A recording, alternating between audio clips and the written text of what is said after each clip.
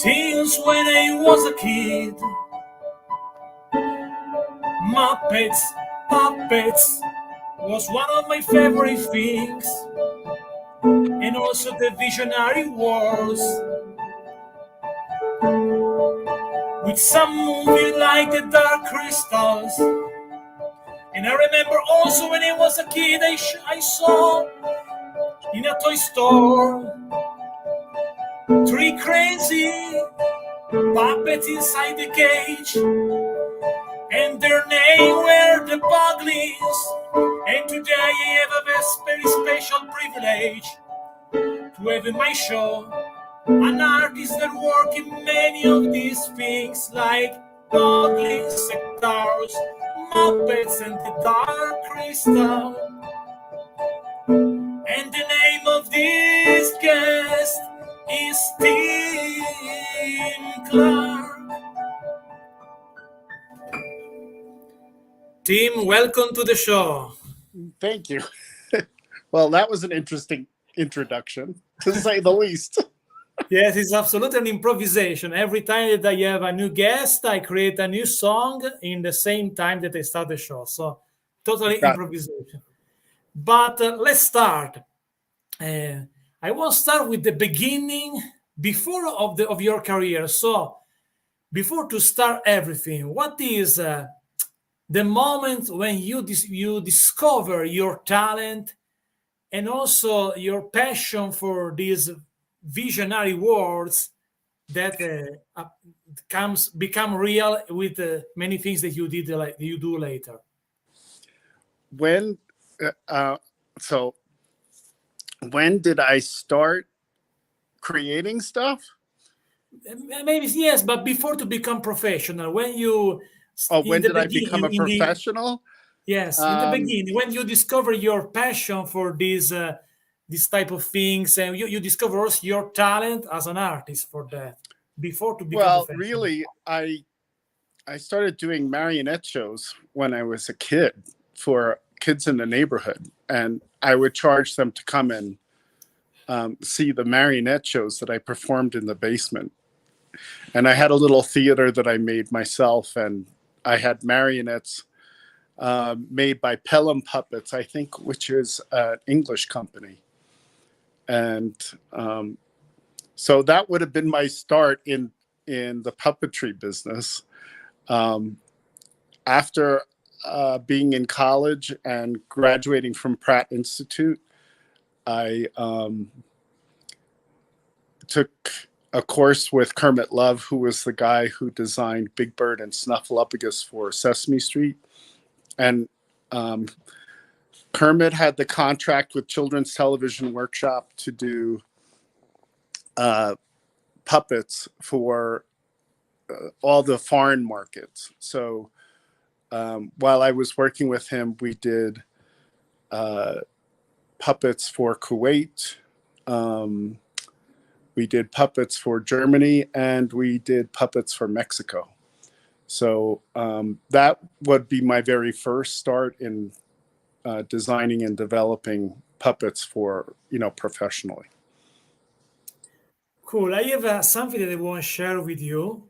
Is about something about your career, obviously, because I find these interesting pictures. Oh, the painting behind me? This one, you mean? No, behind you. Yes, the bottom. No, but here's something that I find on the web that I want to share with you right now in a few seconds. Yeah, that's one of the alien Boglins we did this past year. And yes, but this one is before the Boglins. It's something about you, but before the Boglins. So that's when I was working on Dark Crystal. And exactly. You are the guy surrounded by the yes, red circle. The rest of the crew. The rest of the crew on Dark Crystal. So that's Frank Oz and Louise Gold, who performed the Gourmand Skeksis. And I just saw her recently at the reunion of the Dark Crystal in Los Angeles at Universal City. And then, of course, there's Jim and Ozzy Morris, who was the cinematographer, and Amiel is behind them. Amiel is the one who was the mime artist from France or Switzerland, I think, who he was the one who helped the Mystics learn how to perform. So, and behind Amiel is Toby Philpott, who also was one of the Mystics. And I think that's Simon Williamson to Amiel's right. And Steve Whitmire is there. And Brian Frownett is down in the corner. Gary Kurtz is down in the corner. Fred Nida, who designed all the Skeksis, is there. And Shirley Denny, who created a lot of the Mystic costumes, is there behind me in the white shirt. So, and speaking of that moment of how start your work, your job with them and with this group of artists with the Muppets. Well, I had worked for Kermit for a year, working on ballet costumes, and let's see. We did puppets for TV commercials, the stuff for Sesame Street, and we also did a lot of costuming for New York City Ballet. And after working for Kermit for a year, he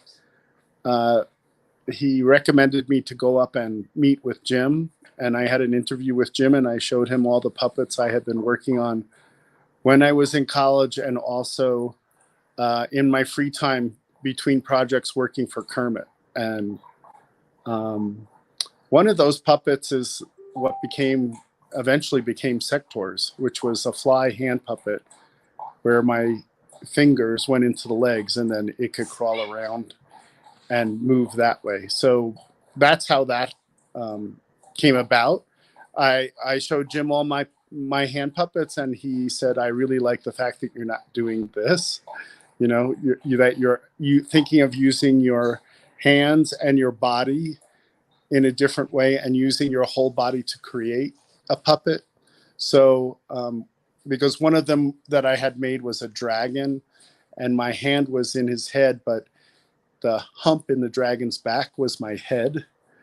And on my opposite hand was his tail. And he moved sideways. He didn't move front backwards. He moved sideways across the top of my head.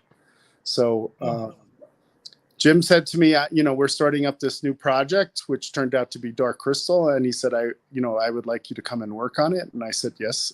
And he said, when can you start? And I said, tomorrow. And he said, no, you have to come back next week because I need to talk to the people in the office about setting you up for employment. I said, okay, great. So I literally had my interview with Jim on a Thursday afternoon, and I started working for Muppets or Henson the following Tuesday.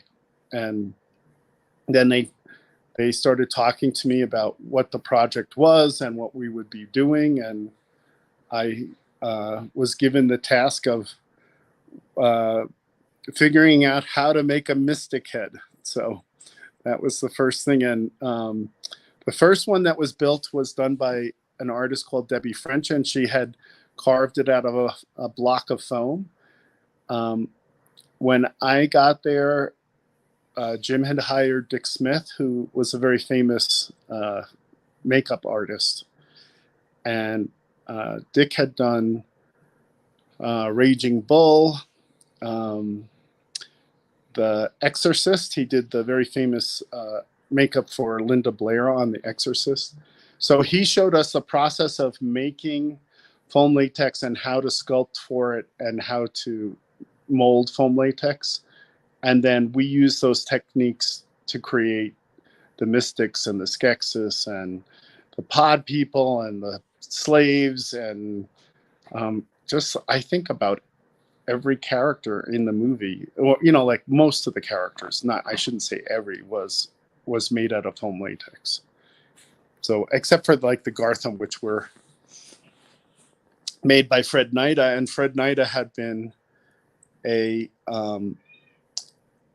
costume artist for Broadway, and he had done a lot of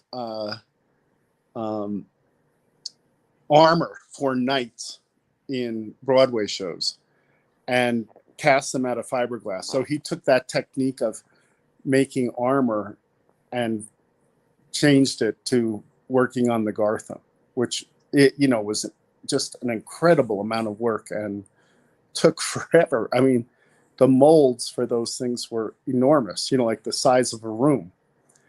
And it was amazing to watch him work and see his approach as to how he constructed those. Really incredible stuff. So cool. How was back in the day Jim Henson behind the scene? I'm sorry, say it again. Jim Henson, how was behind the scene? Well, I worked on Dark Crystal for 2.5 years. We worked first in New York, and then the production was transferred to England. And I literally helped to design the desks that we used in the studio.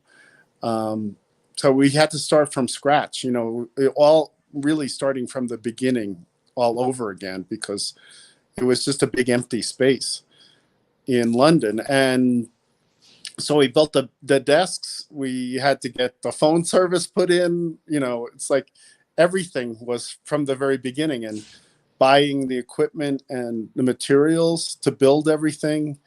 Some of the things we had to have shipped from the US, and because those materials weren't readily available in England. And so that was basically it,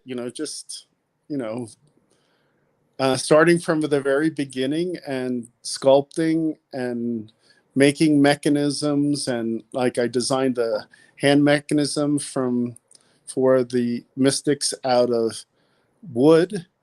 They were extensions off your own fingers. So as the tension on the line inside the hand was pulled, it created the tension inside the fingertips that were extensions off your own hand. So the Mystics could actually pick up and hold things. There was no, special effects for post-production, to make them look like they were holding things. Everything you see them doing in the movie, they're actually doing with the mechanical hands that I had designed for them. So, wow. Yeah. And then we had to hire, a lot of English staff, because there was, I think, maybe, let me see, 1, 2, 3, I think 7 people from the US who came over. And then we had to hire all English staff to help us flesh out the rest of the characters. We hired people from the Museum of Natural History who, had made displays within the museum and or had created,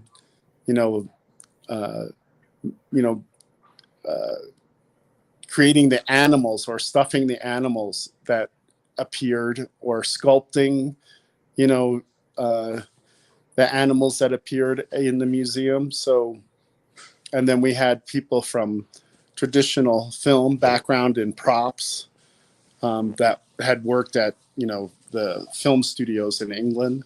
So it was a very interesting mix, and we actually got along really well. And I saw a lot of them at this reunion we just had a couple of weeks ago at Universal City in California. And it was great to see them all. We all get along really well still. It's like it was wonderful to see them and hear what everybody's working on, what they're doing. A lot of them are retired now, but you know, it's like some of us are still working away doing crazy things, you know.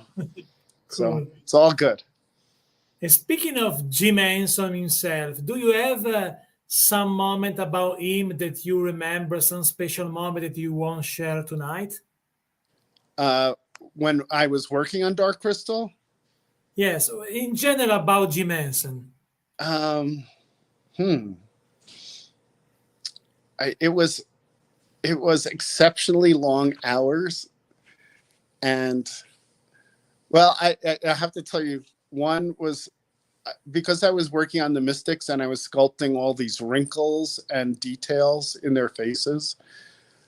One time, my wife and I were on the Underground in England, and there was an elderly woman sitting across from us, and I was just sitting there staring at her wrinkles. And my wife jabbed me in the ribs and she said, "What are you doing?" I said, "I'm just looking at her wrinkles. They're so beautiful." And she said, "You know, it's bad enough having a husband who stares at other women, but stares at old women." You know, so yeah, that was one of the odd things. But there, I have to say, ever since then, and I think it shows in the Boglins themselves, I've always had a fascination with um, things that are not symmetrical, you know, because nobody's, or very rarely is somebody's face completely symmetrical. And then the detail and the character that wrinkles create in somebody's face is very obvious in Boglins themselves, because of my fascination with that from, you know, working on Dark Crystal. Cool. And I know I saw before with you that in the crew was also Frank Kotz. Frank Kotz, I discovered, for example, Frank Kotz. Uh, Only later I discovered Frank Kotz was involved, was a puppeteer, and was involved in the Muppets. Before I discovered him because of the Blues Brother, because he has a scene in the movie. Mm-hmm. It's only later I discovered that. But you remember also Frank Kotz during the working of the movie. You have some memory about Frank Kotz? You know, Frank and Jim worked very closely together. I mean, Frank will say that it was Jim's movie, and that Jim was just giving Frank the opportunity to help direct so that he could go on to doing other films. Um, I don't, I remember watching the two of them discuss quietly what they wanted to do. But neither Frank nor Jim on set were very, you know, verbose or outgoing. They, you know, they were, Jim was always kind of shy. And Jim had an assistant to the director, who we called Frank's professional yeller. I mean, or Jim's professional yeller, not Frank, because Jim would call Dusty Simmons over and he would say, whisper in Dusty's ear, "I don't, you know," and then all of a sudden Dusty would turn around and go, "Hey, you guys, you need to do this, you know," and like, so, you know, Jim was always very calm. I never saw him lose his temper. He had a very clear idea of what he wanted to accomplish. I think he used Frank as feedback, you know, to like, you know, he would talk to Frank about an idea that he wanted to do, and then Frank would like help him formulate it or say, "Yeah, I agree with you. Yeah, let's do it." And Jim was incredibly open to hearing from all of us what we thought, you know, should be in the movie, you know, and how it should be, you know, come about. Early on, everybody who was working on the film was in script meetings, and he would welcome our ideas. And I remember when they started talking about the end of the movie, where the mystics were supposed to go into the crystal and the Skeksis were supposed to go into the crystal.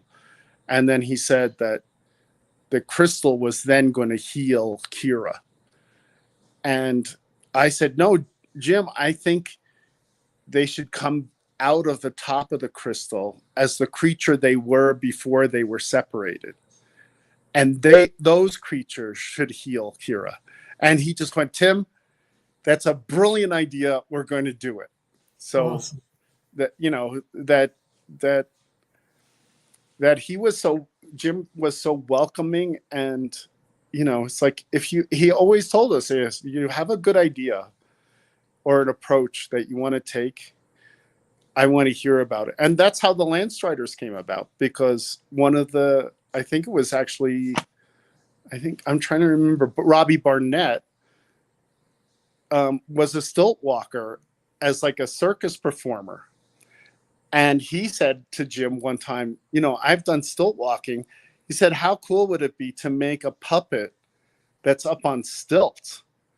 And Jim just said, that's a brilliant idea. Like, we should see what we can do and explore that. So then a bunch of the crew started working on making stilts, for their arms and for the puppeteer's legs or the mime artist's legs. And that's where the Landstriders came from. So, pretty, it's like when you think about it, it's like an incredibly exceptional thing, to let people be that creative. Absolutely. I think it also a super creative atmosphere also, because if you got a good chemistry between each member of the staff, also the atmosphere is better because everyone is a part of the process of the creation. And Brian Frown was there to, kind of make us think about how the characters would look. But Brian himself too was, very open to the way that we approach them. And, whether you were a costume designer or a prop maker or anything, it's like, Brian wanted to learn just as much about what we were doing and what our background was as we were fascinated. I've never seen anybody produce character drawings as quickly as Brian Froud. It just flowed from his hands like water. He could sit with a pencil and in 5 minutes give you a sketch to tell you what the idea was of what he thought it should look like. And it was wonderful to be able to take off from his drawings. Just an amazing, beautiful. I think it was really beautiful also, the experience. Just the concepts and ideas he had for the sets. I'll never forget the first time I walked into Auger's observatory.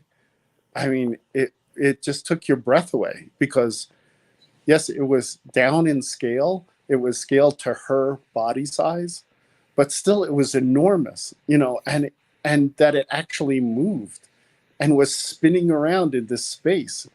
It was incredible. Just probably the most amazing set. I mean, the Mystic Valley was beautiful, but that observatory, the interior was just beyond comprehension. Wow. And today, what do you think about the today version of because we know right now on Netflix there is a little series about the Dark Crystal. Yeah. What do you think about it? Well, I saw the series and I thought they did a beautiful job. There's now things with combining the puppetry, which, I would say probably the majority of the characters and the effects in the new version of the Dark Crystal is still traditional puppetry. But then they added CGI where it could augment those characters, and I thought it was done beautifully. I mean, the way that Skeksis moved in that movie was incredible. And I met the performer who did that when I was in London for the anniversary show in London. And you know, I said to him, I never thought I would see a Skeksis move like that. I said it was just brilliant. It was so different, but so believable and effective because it was a prequel, and you know, the Skeksis and the Mystics were younger, so they behaved in a way that they didn't, you know, behave in the Dark Crystal movie itself. So it was quite remarkable. Yes, and when you finish this experience with the Dark Crystal movie, what is what was at the time your feelings and your thought about new project? What is your the version of Tim at the time after the movie? Well, we all were invited to go to the premiere in New York City with Jim and Frank and everybody else who had worked on the movie. And, you know, it was quite extraordinary to see it. It was interesting to see what was put in the movie and what didn't appear in the movie, you know, because there's things that you film, but they wind up on the cutting room floor. So, you know, to me, it was fascinating to see what all the work that we did and how it was represented and how it timed out within the movie itself. I think I have to say there was an exhibit at the Metropolitan Opera in New York City of all the characters, I think soon after the movie opened.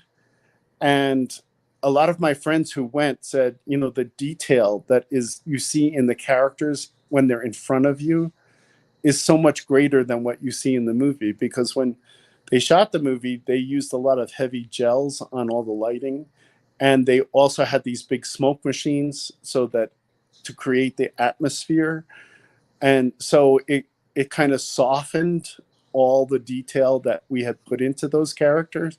So a lot of people who have seen them, you know, in reality said, you know, it's just amazing, you know, like to see even the beads in the Mystic's hair was handmade, you know, they were all hand sculpted and carved. And, you know, like the detail in their costuming and how it was sewn and put together, you know, shows up a lot more than what you see in the actual film.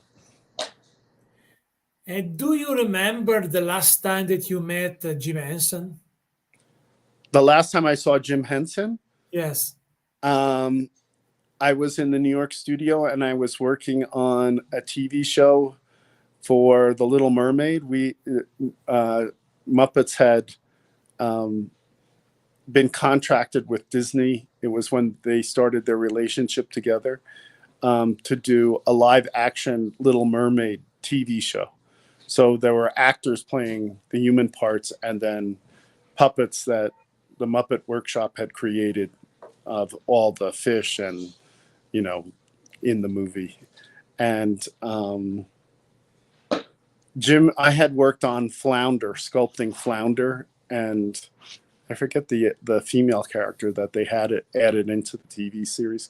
And he came in and he looked at it and he said, Tim, this is one time where you have to be symmetrical. You can't be asymmetrical. And of course I immediately realized that he was right. You know, he said everything in Disney is symmetrical. So I had to go back and alter the sculpt, but you know, it ended up coming out really well and it moved beautifully. So Awesome. that So I think probably that was the last time I saw him in person. So you work also in other TV show, I understand, no? Like Sorry. you work at the time also in other TV show. Um, I I worked on set on Sesame Street and a little bit on Muppet Show. I also worked on Great Muppet Caper on set because that was shot in between the production of Dark Crystal. Um, yeah, and then of course I was on set, almost every day for Dark Crystal because I was either um, helping to set up the characters for a shot, or I was doing limited puppeteering for the Mystics. I would do a lot of the cable controls, and also for the Skeksis, I did cable control work for them. So basically, everybody who had helped build the characters also helped perform them, and then we all puppeteered when the pod people are dancing, in the big, that one scene where they're all singing and dancing, and before the Gartham break through the walls, everybody was puppeteering, a pod person, So yeah, so it was,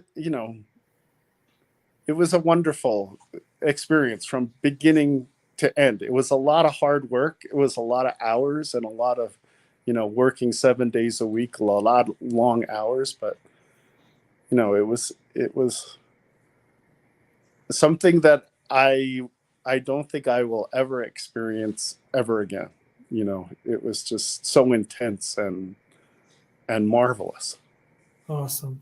And when you start to think about to do something yours, I mean the Boglins, how start the idea about the Boglins? Well, I when I came back to the States, I was working on Fraggle Rock and I was building Uncle Traveling Matt, and then I was also working on a lot of the radio controlled Fraggles that were in the background. And as we were coming towards the end of the first season of building, I had approached Jim about designing and building toy products based on the work that we had done, whether it was, on Sesame Street or Dark Crystal or Fraggle Rock, or, the traditional Muppet approach to building. And I said, it's like, Jim, we should be having a workshop here that creates toy design and ideas and shows them to the toy companies, because what we're doing here is so much greater and better than what toy companies are doing. And he said to me, Tim, it's a great idea. I just don't want to do it. So after I worked on the first season of Fraggle Rock, they had, Muppet Workshop had grown because there were people doing stuff for Sesame Street. There were people doing stuff for Fraggle Rock. There were people who had worked on Dark Crystal. There were people who were doing the ice shows, for the touring shows for kids, throughout the US. And they just had too many people working, and they put a lot of us on freelance. And once I started working freelance, then I started developing toy ideas. And I met with the representative for Seven Towns in New York City. Seven Towns was at that time probably best known for bringing Erno Rubik and Rubik's Cube to market. And I just started showing them different ideas that I had been working on. And one of them was that fly puppet that I had made when I was working for Kermit, in my free time. And Larry but it's interesting that during your work on Kermit, in the free time, you work in something other art. I like that. Yeah, well, Kermit didn't have work, like every day of the week for months on end. He would get projects to do a TV commercial, and then for once we finished doing the puppets for that TV commercial, I would have maybe 2 or 3 weeks when I was just sitting in a workshop and I started playing around with ideas of, designing my own puppets, and there was, tons of materials there. It's just like left over from every project imaginable. So I just started making things in my free time. And one of the things I made was this fly hand puppet. And I used to wear it to Halloween parties because I didn't like wearing a mask, because then you go to a Halloween party, you wear a mask, and every time you want to eat or drink something, you have to take the mask off and put it back on, and it gets tedious. So I just made this fly hand puppet that would go over and sit in people's drinks or, sit on their plate of food, and people would like react. And, so because of the reaction I got, I ended up showing it to the representative of Seven Towns, and he said, this is really brilliant. We'll put action figures on the back of these things, and then kids can put their hand in it and make like they're flying around the room with the action figure and the insect. And, so it by a major miracle, it was shown to Coleco in the US, and they thought it was a brilliant idea. And so Maureen Trotto and Maureen and I had been working on TV commercials together, and we started constructing and making the prototypes for Sectaurs. And I think we worked on drawings and prototypes for about 3 months, and then they started designing and building the toys. And then Maureen and I went to California to work on stop motion live action movie, which never came to fruition, unfortunately. But we were in California working on that for about 6 weeks. And then it turned out that Coleco didn't have the money to produce it, so the plug got pulled. Unfortunately, Coleco had tried to design the first desktop computer, and they all failed, and they lost an incredible amount of money on that, and they ended up going bankrupt because of it. So here they had Cabbage Patch dolls, they had Sectaurs, and I'm trying to think of what other product lines, like ride-ons and all these other things going on. And, they had ColecoVision, which was like an early computer game for kids. And then they just lost all their money trying to do a desktop computer. They were trying to do what Apple did before Apple. And I don't think they had the engineering skill or the design skill to pull it off in the time period that they were trying to produce it. And the computers all went out on the marketplace, and then every single one of them got returned because they didn't function properly. And they lost so much money on that they couldn't survive it.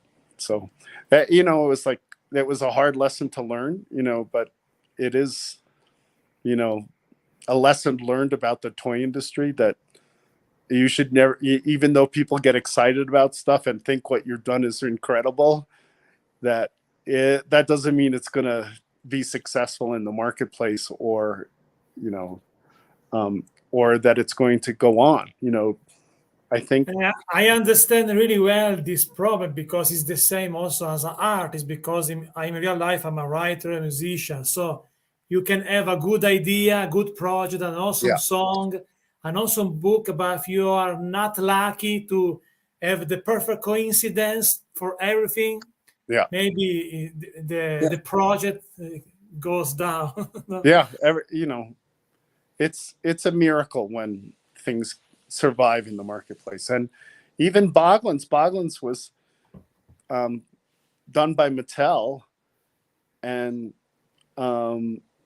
they had it for 2 years, and they just didn't see the potential in it to go further, even though they had orders going into the next year that were substantial. They decided to drop the line, and then Seven Towns got the rights back for Boglins and sold it to Lossirs in Europe. And then Boglins went on in Europe for another 7 years, which is remarkably long, life for any toy product. 2 to 3 years is the norm if you're lucky. So to have a product like Boglins go on in Europe for years and years, and all those characters that were created and designed and developed was, amazing, just amazing. And now to have them come back, after 30 years is even more remarkable, that, and luckily, people who had them as kids wanted them for their children and really wanted them to make a comeback. So I've been very, very lucky, very lucky. Absolutely. Also because I'm a fan of the Boglins, and I believe in 2015, 2016, I find out some original Boglins on eBay. The price is really high for this stuff, especially the original one. But I was really fascinated also as a kid because they were totally different for the other toys, action figure. They are more realistic. Remember also the commercial of the Boglins were so realistic, so more like to see a scene from some movie. No, I like this. Was really original, and because of that, was something that still in my mind since when I was a kid. The Boglins. And so I'm very happy that they restart recently with the Kickstarter. We become really successful because I think they deserve that, because there's something different, something unique. And you need to have a vision, in my opinion, to create something like that. Tell me something about your vision of the creation of the Boglins.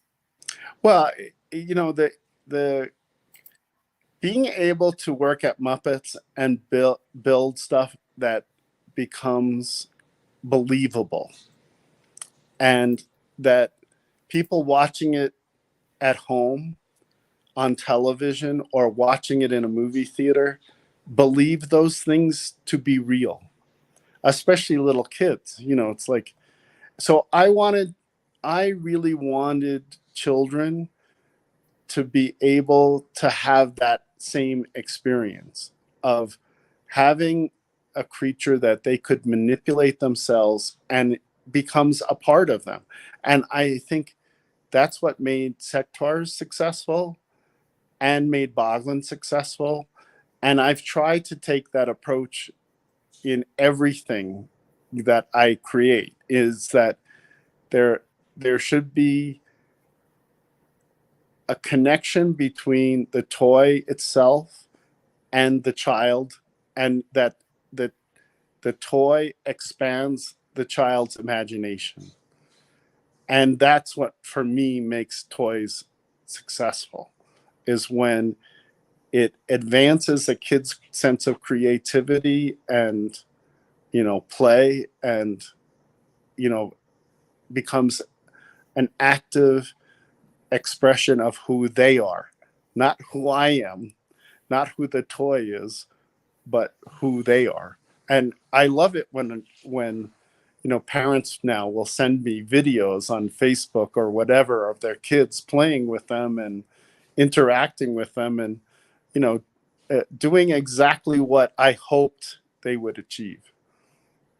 Yes. And also, for example, when I got these original three Boglins, and also I discovered later that the name of the three main character change in different countries, no? Because, for example, I know that the version that I have is the green one is called Vork right here. Yeah. The blue one is a Flurp, and the white one is a Droll. The name. Yes. I have this version of the Boglins, and when I got these Boglins back a few years ago, I decided to do something with them, a little show. Obviously, not live, but pre-taped, to create with some topic. I did 3 videos. One was a reaction with the Boglins, the reaction about about the reboot of Ghostbusters, the reboot, the female version of Ghostbusters. So there is the scene that these Boglins, they watch the trailer and they complain about this movie. And then the two episode, well, one was an Halloween party with the Boglins that they did the videos, and the other one was for Christmas. And it was so they, as you mentioned a few moments ago, you give this type of when you got these figures, only the figure I think is not the correct word to describe them, puppets maybe, but it's a mix between that, like to have a character from a movie, for a fantasy movie. And you can, if you're an artist, you need to do something with that to create your show like that, no? So I like that because it's a big push for the creativity for the fan of this line, in my opinion.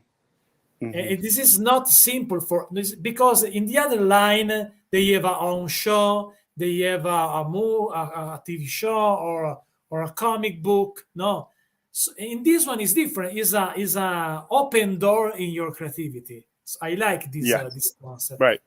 Yeah. I mean, Boglins not having had a television show made it so that children could make the Boglin their character.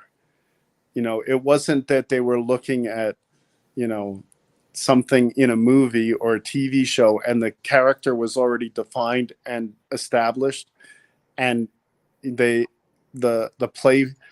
way that those characters were represented and played with in film or television was all preset. With Boglins, it was totally up to the child to do that. And I think that made a big difference because, you know, it's like you then have a connection and empathy for the character that you create, you know? Yes, absolutely, absolutely. What is the first character that you create for the Boglins line? The one sitting on your shoulder. Okay. Yeah, So yeah. this- That Dwark is the closest to the original sculpt that I did for Boglins that was presented for Mattel. And then more recently, I did the small Boglin, a recreation of the small Boglin that I had done, which was Grumph, which I was making and selling myself before Boglins took off with the Kickstarter campaign, and I've been busy working on them ever since, working on some new characters as we speak, as well as some other new toy products that the toy company Tri-Action Toys, which did Boglins, the relaunch of Boglins. I'm working on new product lines for them also that will be out next year. Awesome. So maybe when this new project comes out, if you want to come back to talk about Sure. it, Yeah, really cool. because I know we are planning on selling them in Europe as well as Awesome. in the States. So Awesome. Also to have the well, opportunity hopefully they'll be available in Italy also. finger crossed. Yeah, exactly. You know, like I said, the toy business is a big crapshoot, and you never know.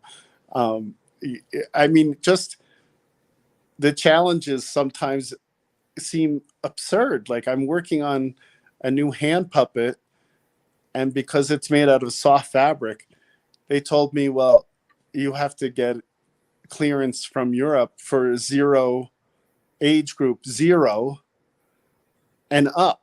Not like in the States, it's 3 and up. But in Europe, just because it's soft fabrics, it has to be 0. It has to pass quality testings from, you know, the moment a kid is born, which is absurd because a kid can't, you know, an infant that's just born can't manipulate a hand puppet that's made out of soft fabric. But those are the rules in Europe. And I'm like, I'm going, how the hell are we going to do this? You know, it's like, I don't know. I'm still wondering whether it will be released in Europe because of this, if it'll pass the safety testing. Right now, we think it will, but, you know, the choke hazard problems, the material and how the material is fabricated and the connections that are made between the different body parts, all of these things, to meet specifications from birth and up. It's like, okay, well, we'll see. I have no idea if it's going to make it. I hope it does. Because my intention was never for it to be for kids under 3. Because, it's like, it's around the age of 3 when you can start using your hands to manipulate things, like a puppet. Yes, before sounds really weird that a guy, super little kid with 2 years old can play with some toys in general, no? Yeah. Well, and the other absurdity is, the whole choke hazard thing, because, if you only have one kid in your family, then you have nothing to worry about. But like my grandchildren, my granddaughter's almost 4, and her younger brother is 9 months old. So do you think his parents are going to going through all of her toys and go, well, you can't play with this anymore because this is for 3 and up? No, it's like, it's absurd. It's like, it's just absurd laws that have no basis in reality, of how children play with toys. So when you have a new idea for something, you test this idea with your grandchildren. Yeah, I used to test it with my children when they were little, and then now I try things out with my grandchildren or the neighbors who live in my the neighbors in the neighborhood, their kids. Or my wife is a school teacher, and she will take some of my products to school and let the kids try them and see, what they think of them. And it's always fascinating to see what works and what doesn't work. Awesome. You did a lot of interesting things in your career, but what is your favorite things that you did or you do right now in your career? It's definitely Boglins. Boglins was the most successful. It is the closest to what I created from the very beginning. The sculpt, how they look and how they move is the closest of any toy I think I've ever done. There have been some hand puppets that I designed for Melissa and Doug toys that, were very faithful to what I had designed. But I think because the Boglins are a rubber and a molded material, the expression, especially on the new ones, the new rubber that we're using, so much more expressive than the old one. And what you can do with their faces is hysterical. It's like those things can stretch, 5 times their size, and be fine. And, so the plasticity of the material is so much more expressive than the old ones. And, you just play with them. It's amazing what you can get away with. It's like if you put your hand like this, you can put your pinky in one ear and your index finger in the other ear. So you can wiggle his ears independently, as well as opening and closing his mouth and then moving his eyes. So all of these things going on. And then if you expand your hand all the way, you can stretch his whole face out, like beyond what you could ever do before. So yeah, it's wonderful that, they're back and that they're better than in many ways than they were before. Yeah, absolutely. Also because it's an upgrade, speaking of the material, no? So with this new material, you can do something maybe that was impossible to do in the past, no? Because Correct. new material. Correct. Yeah. It's more the flexible. big help of the technology in the art.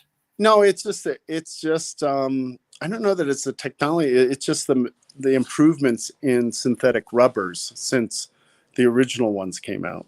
The material is much more flexible and plastic. Also because I think that also they are more durable during the time, Yes. Because I have something to share with you. My first ever Boglins is not in good shape because it's really Yeah. old.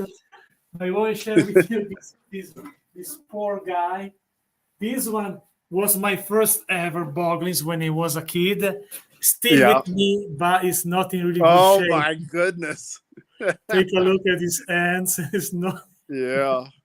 Yeah. And I tell you a little But story. look at how amazing his character still is. You know, Yes. even though the material is deteriorating, Yes. look how expressive that is. Still, he Yes, looks still like, expressive. Yes, yeah, absolutely. just remarkable, amazing. Yes, this also because the expressive side of this figure is still awesome. Also in this poor little guy in this bad shape. No, Yeah, but this one well, was my first they ever. I got believe me, many. Mattel never thought, you know, 35 years ago that, you know, kids would still be wanting to play with these things. You know, they never thought about making a material that would last that long. I think also that this guy never thought that after many years, he can meet via Right. internet his creator. Exactly. So they are super cool. Super cool. I love it, the Boglins. And I told you, I want to tell you a little story because I'm a musician. I'm also a guy that I create a concert show, a show. I was a my one of my show. I created a show with a part of the Boglins, Vork, etc. This guy when was in better shape, and I put him in the show, and he is a character in the show. So I put that in some video scene, also in the live action of the show. So the Boglins, sometimes I remember was a moment of my career as a musician, a singer, that I started to do interview with the Boglins, and sometimes I answer the interview with the Boglins. So this creature helps a lot the artist to do something really weird and crazy.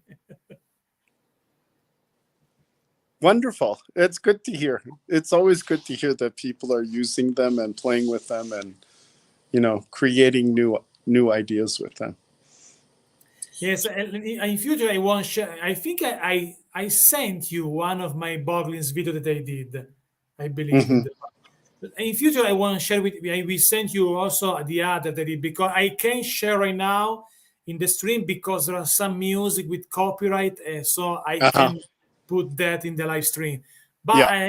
maybe later on, close to Christmas, I will give you other of this video that I did because they are really big inspiration. You got a big inspiration because they are goofy, grotesque, but also ironic. I like also the Yeah. concept of this character because maybe you can feel they are scary, no? They are maybe can be Yes. bad guy, evil or bad, or maybe just ironic. Yeah. So it's Well, I I like. think, you know, the thing is you have human beings have more empathy for things that are not perfect. Yeah. You know, if you see a baby doll in the window whose face is perfectly symmetrical and beautiful, you don't have a sense to nurture it. You know, it's like just like when people go to, you know, a pet shop and they choose the ugliest dog in the pet store because they have to take care of that poor thing, you know. If it's gorgeous and perfect, then that thing will survive well in this world, you know. It won't have any hardship or trouble. But if something is a little off, I think all children have a greater empathy, which is a reason I think Cabbage Patch Dolls did so well, is because Cabbage Patch Dolls were not perfect or beautiful or symmetrical. They were something that you needed to adopt and take care of. And I think that was a major part of their success, you know. So, Yes, I think. And how comes the idea about the eyes that glow in the dark, and also yeah. the idea to move the eyes, because one other side of this project that give more credibility about the Boglins, the eyes. Mm-hmm. Yes. Yeah. And What is that the idea? was, How comes out at the time the idea about this feature of the eyes? yeah. Well, the movement, you Yes, know, and being able for a child to be able to create, or control that, you know, so they could make it look sneaky. They could make him look surprised. They could make him look scared. They could, you know, it was that expressiveness that, added to their success. absolutely, absolutely. The expression is. And speaking of storytelling, no, because obviously this character needs a storytelling. What is your inspiration about the universe behind this creature? Well, I have to say, and I still say it to this day, that I never want to totally formulate an exact storyline, because I want children to be able to do that themselves. So when we relaunched them, Chris Cafoni, who heads Tri-Action Toy, said, Tim, you have to write, biographies for each Boglin. And I said, I'm not going to do it that way. I'm going to have scientists who find Boglins in the natural world write what they think is what's going on in the Boglin world, so that there's a multitude of different opinions and ideas as to what Boglins are doing in nature, how they got there, where they came from. Nothing is set in stone. So, everybody has the opportunity to observe Boglins in the wild and then create their own storyline as to what the heck they're doing and what craziness they're up to. I like also the idea that the box was a cage to put inside the Boglins. Right. Like Yeah. is your pet, is your maybe savage pet that Yeah. maybe it's better to stay inside the cage. Yeah. I like About the glowing eyes, a lot of kids have, now adults have told me that when they were kids, before they would go to bed at night, they had to turn the box around because they didn't like the Boglin staring at them while they were in their bedroom, because the eyes would glow. And then the other thing that amazed me since I started doing, more of these event shows like Comic-Con events and showing Boglins, the amount of women who came up to me and said, I had Boglins when I was a little girl. I loved them. And they are so cute. And I would always go, Boglins are cute. And they'd say, yeah, they're ugly cute. So again, it's that imperfection that created empathy. And I have to tell you, there was no way ever when Mattel launched this toy line that they thought they would be selling these to girls. And the amount of women who come to me and say, no, I had Boglins when I was a little girl, it just is outstanding. Mattel had no idea how many little girls wanted Boglins. They thought that was just a boy's toy, So that's really wonderful that it jumped that also because bias. you feel the vibes. If you remember the movie like Gremlins, when the father of the kid got this strange creature as a gift to the kid, you feel the same experience a little bit when you got your first Boglins as a kid, Yes. to get a creature in your house, not just a toy, Yeah. Yes. Very much so. Well, like E.T., it was kids who found him. It was kids who were protecting him from adults. It was kids who befriended him and took care of him, and that was the magic of that film. Yes. There is a question for you from the one of the fan on the chat about the Sectaurs. Yeah. It's just one of my solid fan of the channel. Ask you, Are you doing more sectors with the nacelle company? Yes, I've met with them a couple of times already. They launched the pre-sales in September of this year. I saw Rich at Designer Con in Anaheim just before Thanksgiving, and he said they expect to have the first shipment of this new sectors in May. So, and we'll be doing more press and more promotion of them, coming up in the next year. So Cool, because I discovered that also the sectors yeah, are really popular also for the fan of the 80s, the guy for the 80s, because yeah, they announced the relaunch last summer. I got many views about the news because in this channel I did a lot of toy news, and many people were excited about this relaunch of this other line. yeah, That, yeah, so it's yeah. I something. know. It's like everything from my life in the '80s is being recycled. Fraggle Rock is back on Apple TV. Dark Crystal, they just did the new series. Boglins has been relaunched, and now Sectaurs is being relaunched. So yeah, it is wonderful and kind of strange. So Yes. yeah, and it's amazing when I was at Designer Con, and people would walk by and go, "Oh, Boglins.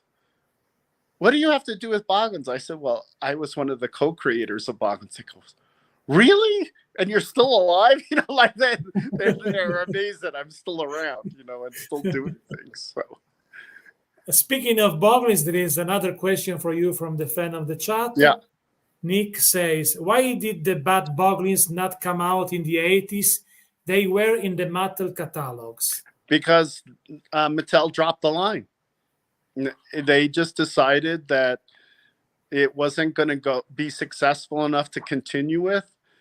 They said they wanted to just stay with doing core product, which meant Barbie and Hot Wheels and stuff like that. And they didn't see the potential and how wrong they were. And so the licensing rights came back to us, and Seven Towns hooked up with Ideal Lossirs. Why Ideal Lossirs never did the Bat Boglins, I have no idea. Maybe they thought it was going to be too expensive. I don't really know, but when Chris and I started talking about doing the Kickstarter, and where would we take the line in the future, Bat Boglins was one of the things that we definitely thought we had to do in some way, because so many of the fans were like, when are you going to do Bat Boglins? Now that you've brought Boglins back, when are you going to do Bat Boglins? So we launched them, and they are doing really well. I have to say the response to them has been awesome, and I'm really glad because it's not easy to make a creature have wings that flap and look realistic. You would think, oh, well, how difficult can it be? But if I had made them any longer or wider or heavier, or they would not move the way they are. And you pick it up and it looks like it's flying, So it's wonderful. It's great. It's great to have it work. And you're never quite sure. It's like, is this going to be balanced out so that it will actually look, effective? And it came out really good. I think the fan base has responded really well to them. So it's good. It's all good.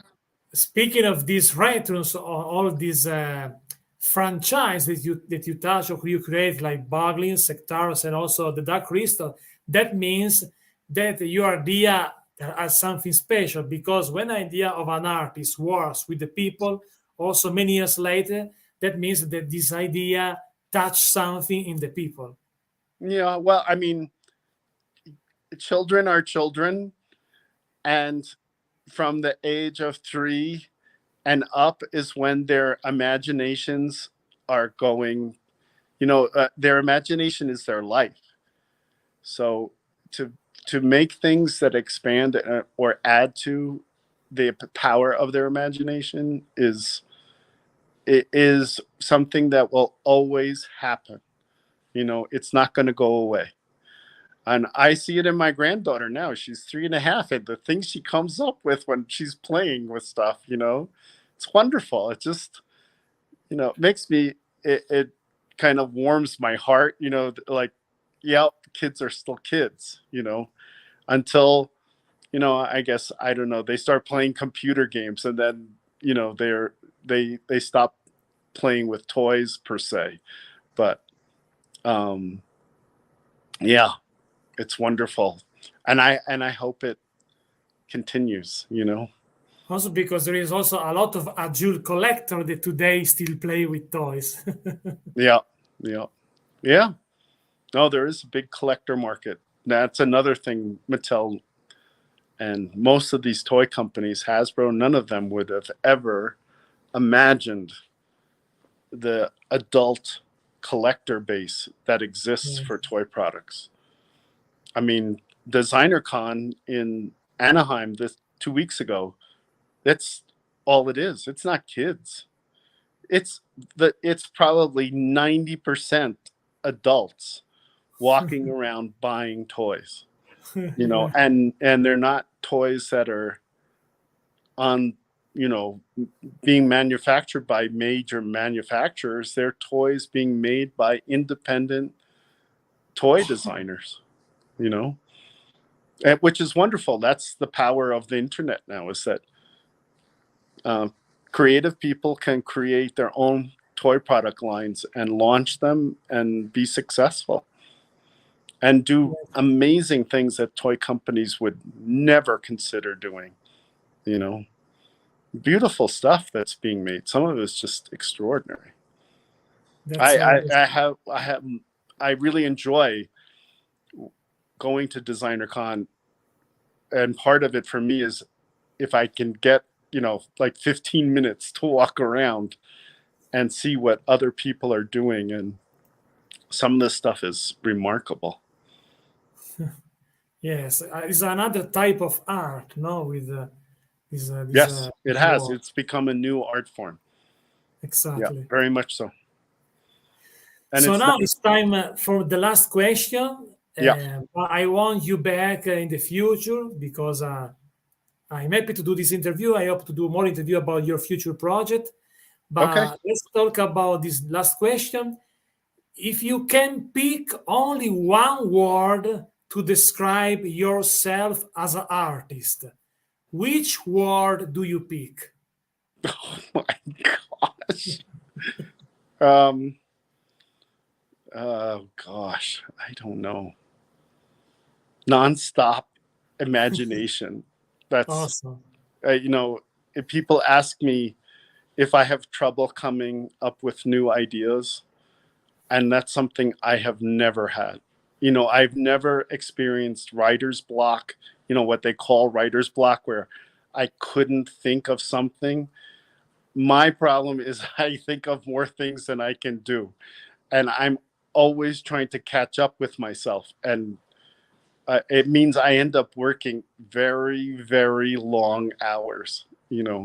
I get up in the morning and I start, working, and then I will sit at night after dinner and watch TV and be working on my computer, drawing, new product ideas. I think we are on the same page, because as a musician, I did hundreds of songs. Maybe some of them I put in the trash in the desktop, one of the songs, but many of them that song. But I love. As a writer, I published 5 novels in Italy. But since I started to writing on 2007, and right now I'm working when I have the time, because I have many projects to do.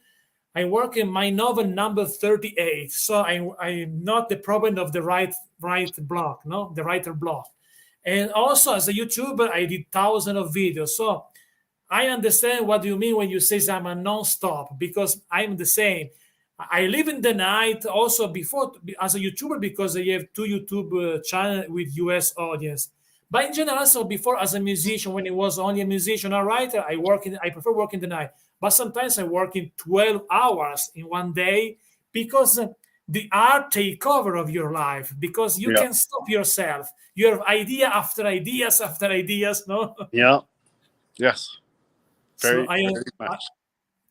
Very much. we are similar for that. And now, speaking of art, I play a song, an outro for our interview together.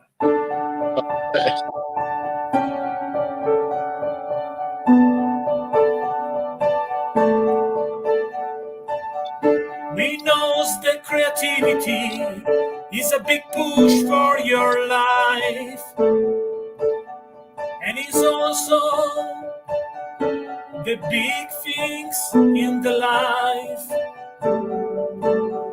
Because with the creativity you help everybody to be more happy in the life. And an artist like Tim shape his life with creativity. And I'm very happy to have Tim in this episode tonight. So thank you so much, my friend, to be on this show.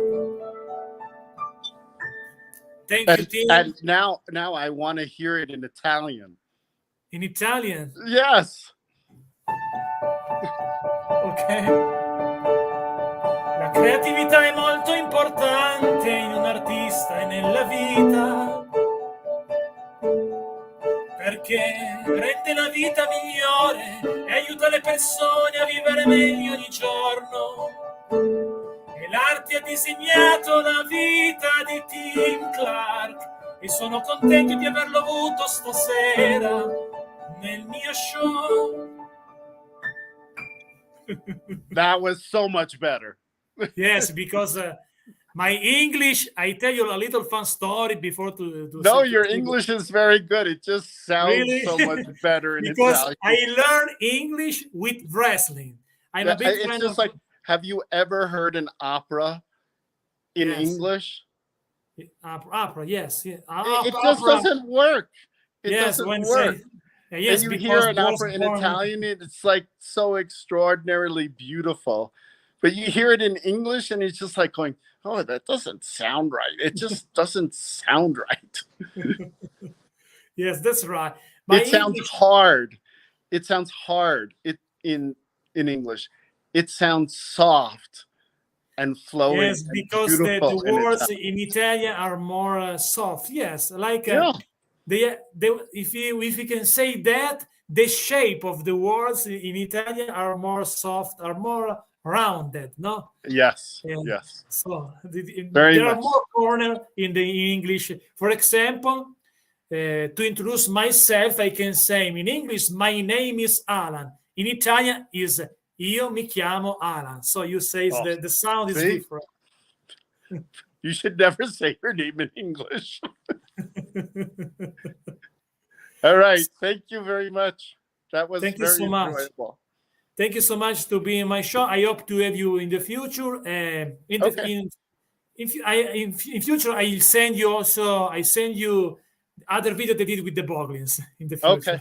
Thank you. Okay. Thank you so much. Bye-bye to everyone, guys. Nice to meet Goodbye you. to all of you.